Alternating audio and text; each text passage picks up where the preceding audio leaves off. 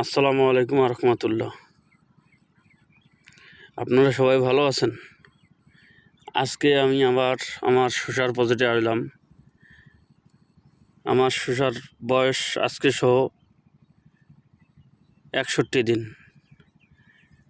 কালকে আমি শসা হারভেস্ট করছিলাম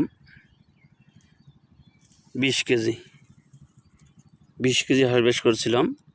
তা এই কালকের দিন পর যে আমি হারভেস্ট করি, আমার আল্লাহর রহমতে 3 মণ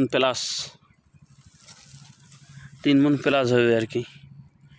এই যে দেখেন গিঠে গিঠে ফল আমার শসার। এটা আমার তুষারা জাতের শসা, এগ্রো 1 থেকে নেওয়া, বগুড়া থেকে নেওয়া আর কি। এগ্রো 1 সামিউল ভাইয়ের কাছ থেকে নেওয়া।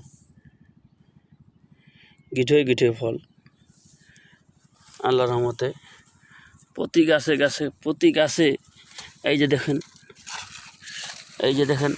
প্রতি গাছে 3টে 4টে করে ফল। এই যে